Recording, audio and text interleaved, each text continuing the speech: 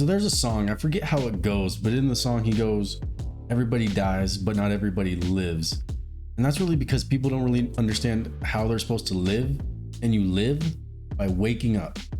So in this video, I'm just going to be going over some of the 3 keys that I've learned in my own journey on how you can wake up. Let's get right into it.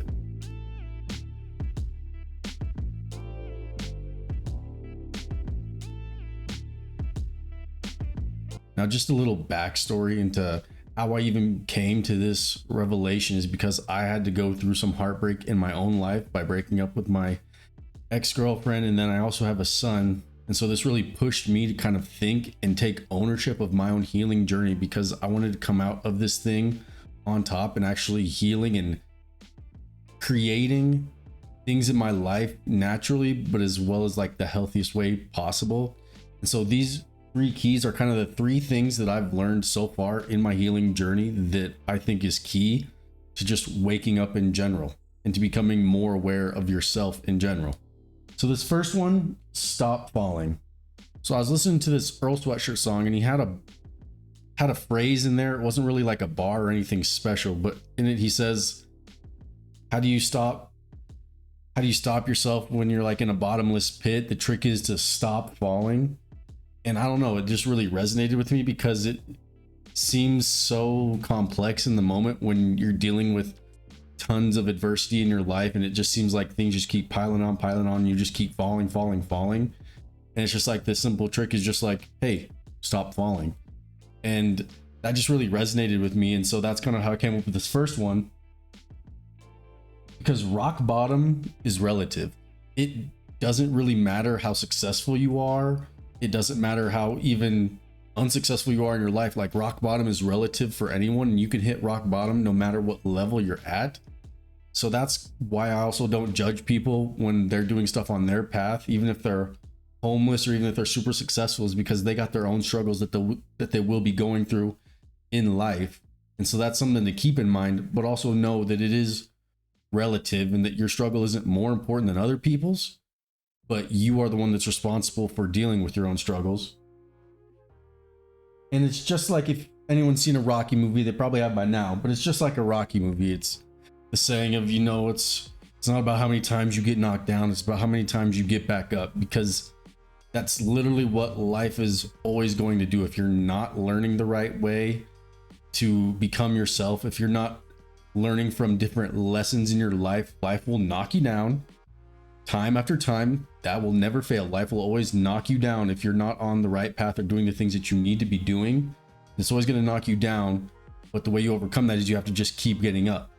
So when you stop falling and realize that you're falling, that you've hit rock bottom, that is like the first step in all of it, because you're acknowledging where you're at, and then the only way you can go from there is up, because you know that you're at the bottom. You're at a level where you're not going to give in anymore. That's what rock bottom really is. Because life is defined by struggles. Like I said, life is always going to knock you down if you're not learning lessons that you should. And that doesn't stop at any point in your life. You're never going to go through life and say, be like 60 years old, and then life's just going to say, oh, well, we'll quit knocking you down. No, you still have to be learning. It's an active thing. When you're on your healing journey, it's a journey. It's not a destination. And life isn't linear. It is full of roller coasters. It's not just one straight line that you just follow and that's it. No, life goes up, down, up, down. Maybe it levels out for a little bit, then it goes back down. Like, that's life. Your life is going to be full of struggles. And what you have to do to overcome that is you have to choose what your struggles are going to be. And you've probably heard this phrase a lot, is, choose your pain, choose your struggles, choose whatever. Especially in this book that I've read too, that's like even what he talks about is that, you're never going to go through life without any stress, without any conflicts or anything. But if you choose the conflicts that you want to have, then that's going to make life seem more manageable, because you chose to have those things in your life. So I have some examples, like, this is just kind of basic examples. I'll give you some of my own examples that I have and my struggles that I choose. But like here's like love. If you choose to have love be one of your struggle, if you want a relationship, if you want anything like that, connection and everything, what comes with love is going to be heartbreak. So if you're choosing to have love in your life, then ultimately you got to know that it'll come with heartbreak. Most people will choose to have love in their life because that's human connection and everything. But what you know is that people will walk into your life and then they will swiftly exit. You will be together with a romantic partner for years and then it'll just come to an end. Money. If you choose money to be your struggle, well, you know what's going to come with having money be your struggle is loss. You're not going to have money. You're probably going to be poor for a little bit, or you'll have money struggles. Me personally, my struggles that I choose to have is I choose family. I do choose love, and I also choose learning. So with learning, what comes with learning as a struggle is a lot of healing, a lot of understanding and humbling that like I don't know what I don't know, and even what I do know I can keep learning more, and I always have to keep correcting myself. So that comes with just learning in general. Number 2, no one is going to save you. This is kind of just how our society is that everyone thinks that they're entitled to something, but the truth of the matter is that no matter what, the only relationship that means anything in your life, regardless of if you have a lot of family, friends, you have a successful marriage or whatever, you're still by yourself. You were born by yourself and you will die by yourself. So the most important relationship is the relationship that you have to yourself, and you have to take control of that relationship, because at the end of the day, no one's going to show you how to love people better. No one's going to save you when you're at your lowest, and no one can help pull you out of a pit that you've put yourself in. It's all about you. And as selfish as that sounds, it truly is, because you are the only person that you have at all times for the rest of your life. And like it ties into our society because we live in a victim society. This person did that to me. I can't believe that I'm going through this. We all just think that the world is all against us. But really, when you pull back the curtains, you realize that actually it's you against you. So if you think the world's against you, then maybe you need to take some inventory and wonder, am I the one that's sabotaging myself? Am I the problem? And 9 times out of 10, or even 10 times out of 10, you are going to find that you are more the root of your problems than anyone else. No one really cares. Now, this one seems kind of rude in a way, but not so rude as in like, is that people don't care about you. It's more that no one really cares because everyone else is also on their own journey. The people that come into your life, they don't walk your path. It's like your path is going this way. Theirs just happens to line up with it. And maybe you're trying to reach the same destination. What you go through does not correlate to what they go through. You can go through similar things, but that doesn't mean that you're going to be the same. Essentially, what it means is that no one really cares more about another person than they care about themselves. Not saying that that person might be selfish or egotistical, but again, it just goes back to the same thing, is that no one is going to save you. You have you always. That's what everyone else is also dealing with too. And when you realize that no one really cares, not that they don't care about you, but that if, like, for example, for me going through that heartbreak, like my friends care, they don't want me to be going through this. They don't want me to be sad. It's not that they don't care, but they're also not going to be the people to pull me out of it. They're going to be there to support me and help me. But ultimately, it's going to be me that's going to have to pull myself out of it, tuck in my shirt, tie in my bootstraps, whatever. And that's going to be able to allow me to go forward. You're not entitled.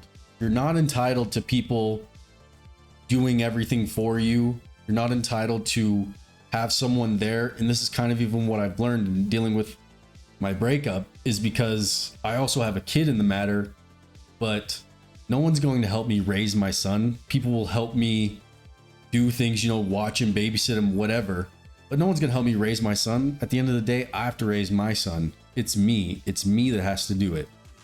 So this is all about yourself, and this part of the journey and saving yourself is knowing that it all comes down to you. Game's on the line, time's winding down. It's up to me to take the final shot.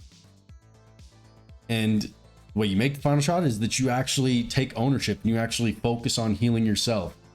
We all think that we're entitled to, someone does me wrong, I'm entitled to get back, or revenge is the best success, or success is the best revenge, sorry.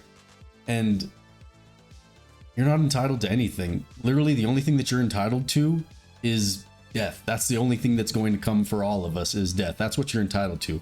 You're also entitled to more struggles too. You're not entitled to someone fixing everything and actually changing you to make you a better person because everyone says, like, I found my other half. It's like, no, there is no other half. There's only you. If you don't feel like you're a whole person, that's because you're not connecting with yourself. There is no other person that's going to come save you and change your life for you. There'll be people that you meet along your journey that'll help you see things from a different perspective. And in that will change your perspective to allow you to understand that you can work on some things for yourself. But you're also not entitled to those people coming along in your life unless you're doing the work yourself. And then to wrap this all up, just like I've been saying this whole time, you are all you got. You're all you got when you die. And the most important relationship in your life is going to be you. You are all you got. And if you have that mentality, then you're basically unstoppable, because once you realize that you're all you got, then you put time and energy to making sure that if you're all you got, that you're the best person to have your back, because it's you and you the best. No one else is going to be driving the car for you. When you realize that you're all you got, that's enough. That's when you really start to make progress. Start climbing out of the hole. Start moving forward on your path. Start moving on from things that are holding you back. Start cutting ties with people, things that just are taking you away from your path. And then you're actually getting more in alignment with yourself. The third thing is probably my favorite thing, is that who's going to write your story? At the end of the day, when you're on your deathbed, you're going to have a story to tell people, or there'll be a story told about you. But it's up to you to decide who's going to write that story for you. And ultimately, you're the author, or at least you should be the author. People will say whatever they want to, and whether it be true, false, or whatever, you're still the author. You're still in control of the narrative that you have for yourself. People can say whatever, but as long as you take ownership in being the own author of your story and telling it the way that you want, by doing the healing, by understanding yourself, by learning to love yourself, by also giving back to people, doing things that elevate you and move you forward on your path, the story that you write will be 10 times more powerful than any story that someone else could write about you. And if you don't like the story that you're at right now, it doesn't even matter how old you are. You can always change the plot of the story. You don't like the story that you have, you don't like your life, you don't like this, you don't like that about it, then change the plot. Simple, change the plot. Maybe you feel like you're living in a horror story or whatever. You can change the plot. You can make it a happy story. You can make it whatever you want it to be. But if you don't like the story that you're writing right now, then just change the plot. And you got to realize that a story of failures is actually an epic story. Not so much that you've gone through so much pain and suffering and all that. What makes it an epic story is that you've gone through all those things and you came out on the other side. That's what makes it an epic story. Whoever wants to read a story or watch a movie where the main character is just like this the whole time, there's a reason that movies, they follow an upward trajectory, reaches a climax, goes down, and then it balances out to your resolution. That's a story. That's literally any single movie plot, and that is your life. Or at least that's what your life should be. You shouldn't want your life to just be up, up, up, up, up, up, up, up, up, up, up. and it never comes down. The struggles that you have are things for you to be able to capitalize on and make the most out of it and actually bring more meaning to your story. For example, with me is that after this, it's like, well, what do I do now? I just got my heart broke, you know, all this like woe is me type crap. And it's like, what do I want to do with this? Do I want to just keep going down? That's not going to be fun. Or do I actually want to acknowledge that I've had this rise, I'm on this downward, but now I'm trying to actually make it something to where I can then put myself back up again, because that's the story that people are going to want to listen to. That's the story that people are going to want to read page after page, chapter after chapter. And then authenticity can't be faked. So when you're writing your story, and regardless of what people want to say about you, say this or that, talk down on you, talk bad about you, authenticity can't be faked. People will know if you're being real with them and being real with yourself. And you'll also know if you're being real with yourself too. And at the end of the day, when people write their stories or say whatever about you, that won't hold as much weight if people know that no matter what, you have been your true self the entire time. If you've been you from day one to day whenever you're about to die, that story is going to always carry weight, because they'll know it doesn't matter what anyone else wants to say about you. People will know authenticity can't be faked. And then lastly, the villain of your story. Now I love the Dark Knight movie because obviously it has the Joker in it, but the thing that the Joker holds, and like how he and Batman, they talk or whatever, and he's like, and me aren't so different after all, Batman. It is like that's true. And I know it's a story and I know it's fiction or whatever, but it's like they're literally the same person that just has different paths in life, but they literally will go through the exact same struggle. And that's like the beauty of the Batman series with the Joker, and it is because they are the same person, different agendas, but they aren't so different than they think. And by saying that, the villain of your story isn't the person that broke your heart, isn't the person that did you wrong on a business deal, isn't the person that caused you to do drugs and then spiral. You know, the villain of your story, you know who it is? The villain of your story, it's yourself. So as much as you're pushing all this external energy and putting it onto other people and saying, you know what, that's not me, that's on them, that if you actually flip the lens and put it on yourself, you are actually the villain of yourself. No one else is sabotaging you other than you. They might be helping and compiling on it, but at the end of the day, if people are sabotaging you, if they're bringing you down, then what you have to do is you got to take an audit of your own actions and understand that actually at the center of all of it is yourself. And you get to understand that you're the villain when you start taking accountability for what you've been doing. When you start acknowledging that it's not about other people, it's actually about me. It's actually all of these three things comes down to me.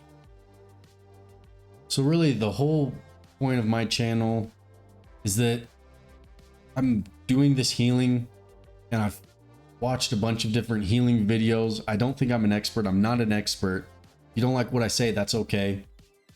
But in my life, what I've struggled with is I've always been trying to help people that didn't want help. And those people would have been close in my life. So really with this is I am trying to show people the journey that I'm on and how simple that it can be, but how challenging and lonely it also is. And a lot of the self-help people on like YouTube and stuff, like they've gone through the journey and then they're on the other side and then they're talking about their journey. I'm currently at the start of my journey, and I want to talk about the things that I've been going through along with my journey, so then maybe at the end it's like a beautiful thing. And so I don't have much for goals other than I just am hoping that if it helps one person, then I can be satisfied. If one person wants to listen, then I can be satisfied. If one person even likes this video, I'm satisfied. So that's really just the main purpose of my whole video, my whole channel, is that these are the three things that I've quickly learned in my healing journey. And I think these are a great way to start and understand exactly where you're at and to get a better understanding of where you fall and what you really need to take accountability for. So if you like the video, then give it a thumbs up, maybe subscribe to the channel if you want to, and I'll catch you guys in the next one. Peace.